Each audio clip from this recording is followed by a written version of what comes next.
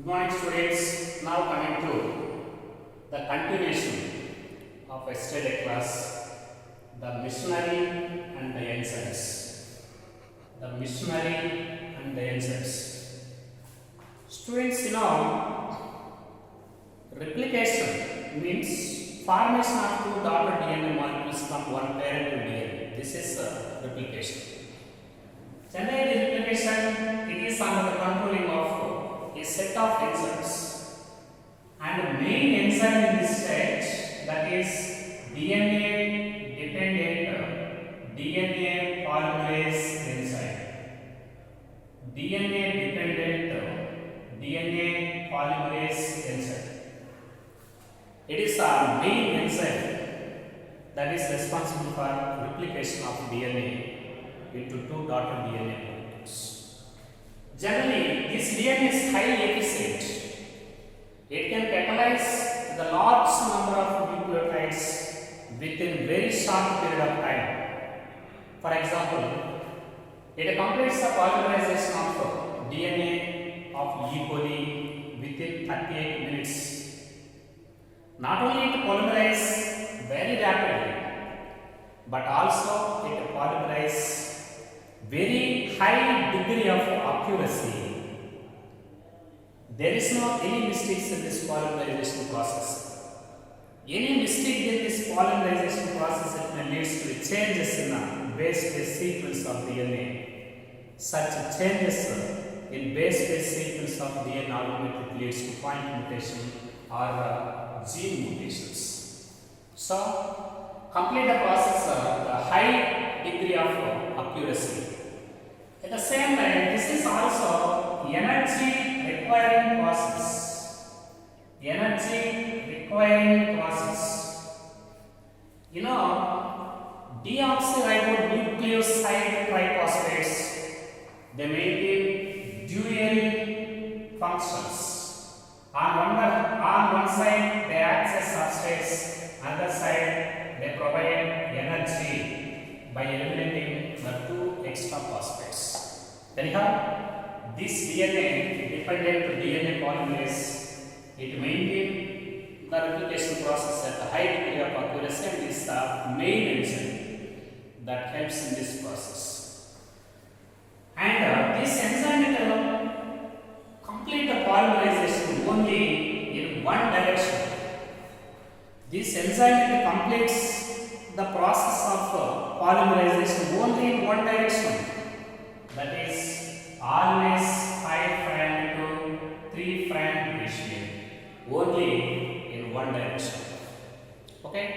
For example, this is parental strands, template strands or parental strands. Template strands or parental strands.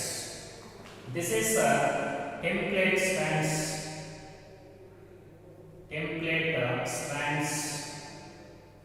Template strands means parental strands. Parental strands. During the time of this polymerization or replication, first two strands they get separated to each other at a location. Okay, that is this location. This is called replication fork. Okay, this is replication fork. Replication fork means the location of DNA at which this DNA dependent DNA polymerase will start the process of replication. The site of DNA from which the replication starts, the site of replication at which the two strands they get separated to each other. Such a separated strands region. This is called replication fork. So this is 3' and 5' and 3' 5'. They show antipolarity between these two strands. Okay. So this DNA, first two strands they get separated to each other. Now this DNA dependent DNA polymerase catalyze the deoxyribonucleosides present in the template synthesize the new strands by using this deoxyribonucleosides as a substrates, and also it is energy requiring process and is provided by deoxyribonucleoside triphosphates. So the polarity of template strand having 3' to 5' means this strand 3' to 5'. The template strand having the polarity of 3' to 5', this synthesis is continuous. This synthesis is continuous. So this is newly synthesized strand. Always newly synthesized strand, it is in a 5' ratio to 3' ratio. So this is template strand, parent strand with a 3' to 5' polarity. The template strand with 3' to 5' polarity, the synthesis of new strand, it is continuous. DNA polymerase to synthesize the continuous strand opposite to the parent strand with 3' to 5'. This is continuous strand. Always new strands direction is from 5' to 3' ratio. So this is a continuous synthesis. This is continuous synthesis. This continuous strand which is formed opposite to this parent strand with 3' to 5', such as continuous strand. This continuous strand is called a leading strand. This is called leading strand. So, what is the polarity of the leading strand? 5' to 3'. What is the polarity of a template strand present opposite to this leading strand? 3' to 5'. So, the template strand with the polarity 3' to 5'. This synthesis of a new strand is continuous. This is called continuous synthesis. Such a continuously formed new strand is called leading strand. And polarity of this new strand is always 5' to 3'. So this continuous strand, it is also called leading strand. At the same time, the template polarity with 5' to 3'. This is another template. Polarity with 5' to 3'. The synthesis of new strand is discontinuous. Very important. Synthesis of new strand is discontinuous. Like this. So this new strand is also the polarity of this new strand is also always 5' to 3'. But this newly synthesized strand is discontinuous in nature. So the newly synthesized strand opposite to the template strand with the polarity 5' to 3', it is discontinuous. So this synthesis is discontinuous. This synthesis is discontinuous. Okay, and this is discontinuous synthesis. And this strand, all these individual fragments, they are called Okazaki fragments. Very important. Okazaki fragments. They are called Okazaki fragments. These are called Okazaki fragments. Later, all these individual fragments, they are joined one to each other, leading to the formation of a continuous strand. Now this continuous strand, this is called lagging strand. This is called lagging strand. Very important. This is called lagging strand. So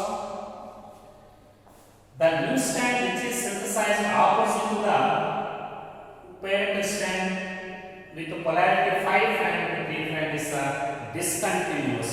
That is called discontinuous synthesis. resulting in the formation of many fragments, and all these fragments are called Okazaki fragments. Later, all these Okazaki fragments are combined by an enzyme. All these fragments are combined by an enzyme DNA ligase. DNA ligase.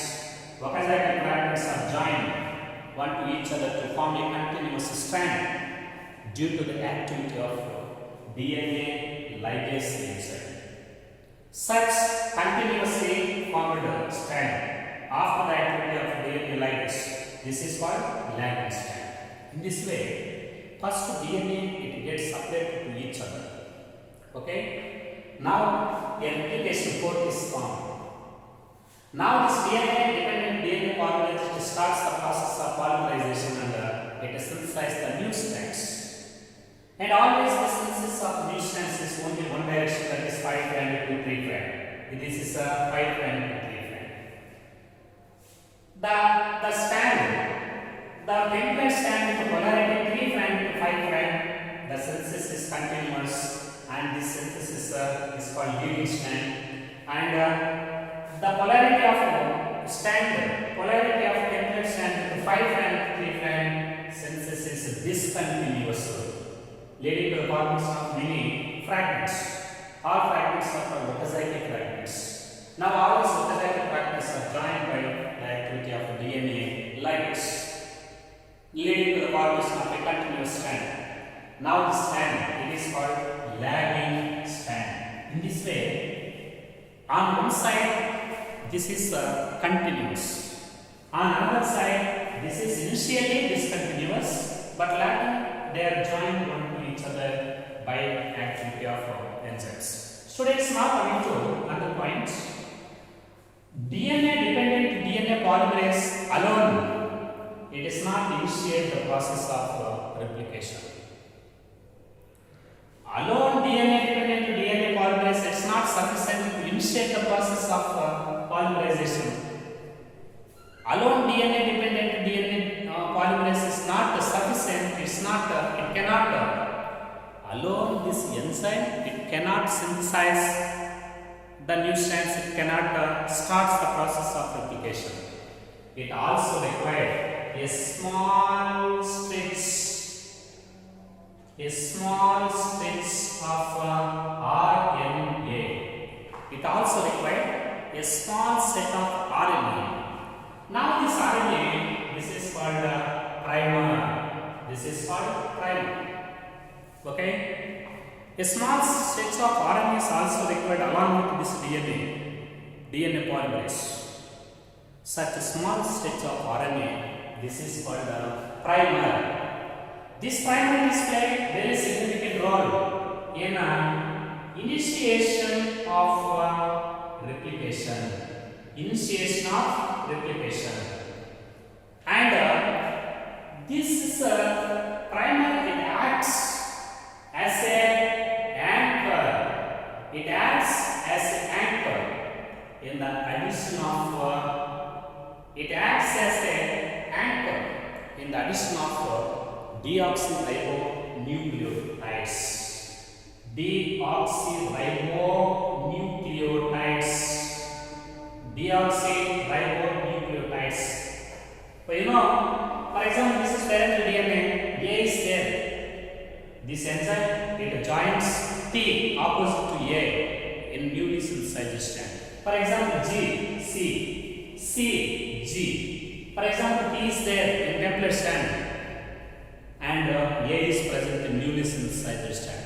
In this way, this RNA stretch, which is also called primer, it is responsible for, it also helps in the initiation of DNA replication, and this acts as an anchor in the addition of new deoxyribonucleotides in the synthesis of new strands. In the synthesis of new strands. So, this primer is nothing but RNA. It acts as an anchor in the addition of deoxyribonucleotides to form a new synthesis, a new strand opposite to the old strand. and later is removed. Later, this fiber, after the initiation of the synthesis of nucleotides or DNA strands, then it is removed. Then this fiber is removed.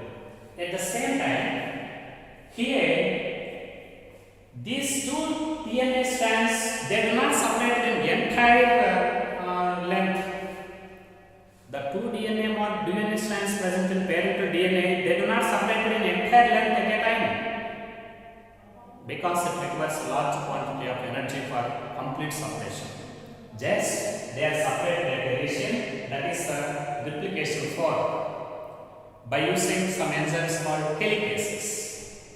In this replication fork, this enzyme starts the process of polymerization and the synthesis of new strands. At the same time, it is by using deoxyribonucleotides. So, this type of replication, it does not start simultaneously in more than one places. It does not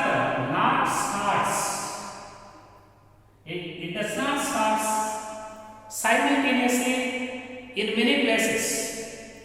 Replication of DNA, it does not start simultaneously in many places.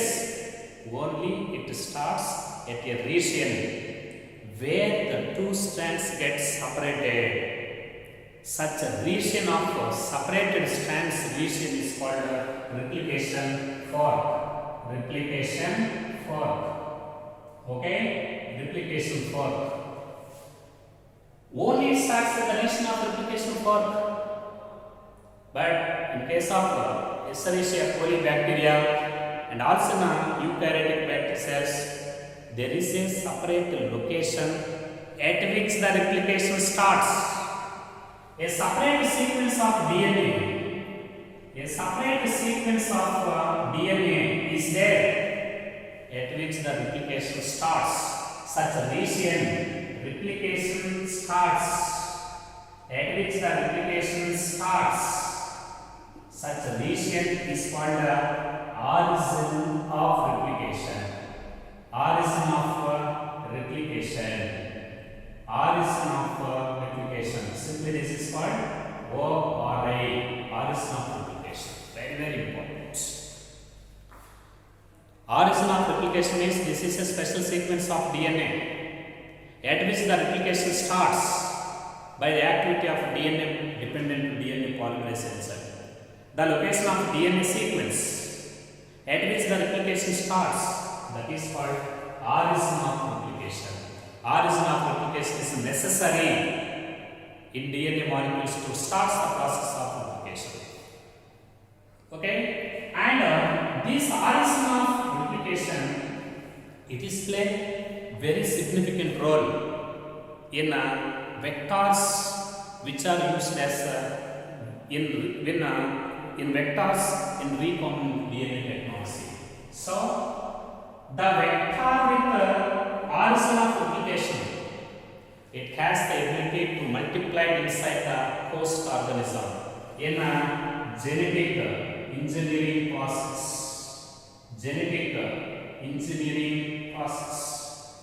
You know genetic engineering process and the construction of recombinant DNA by inserting the insertion of desired gene into a plasmid vector and construction of recombinant DNA and insertion of this recombinant DNA into the suitable host, that is usually E. coli bacteria. You know this process of recombinant DNA technology. Plasmids of bacterial cells, they are used as vectors to introduce the desired genes into a targeted organisms. So, for example, this is a plasmid. Plasmid is circular, double-stranded circular naked segments of DNA present in cytoplasm of bacterial cells. This is a plasmid DNA. Now, this plasmid DNA is used as a vector. And for example, this is a gene of interest.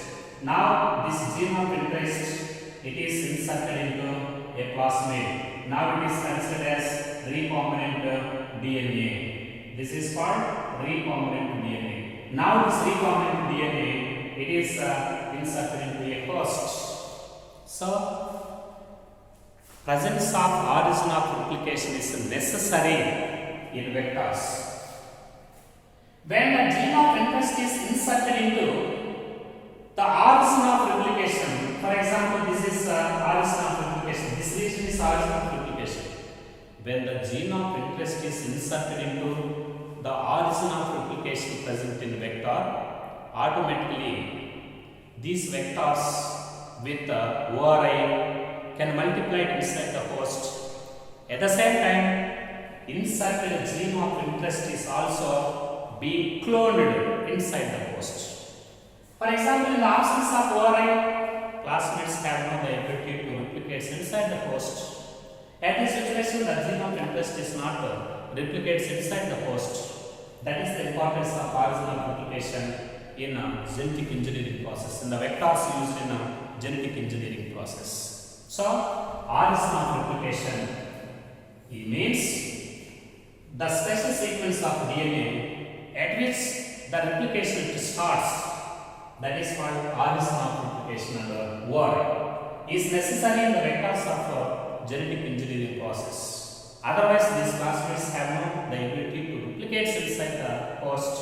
At the same time, there is no possibility for cloning of desired genes inside the host. That is the importance of origin of replication. At the same time, this type of DNA replication in eukaryotic cells takes place in a S phase of interphase. S phase of interphase. It takes place in a S phase of interphase. So that replication of DNA, very important. Replication of DNA and cell division cycle. Replication of DNA and cell division cycle, both are most coordinated. They are most coordinated process. Both are coupled to each other. Both are coordinated to each other.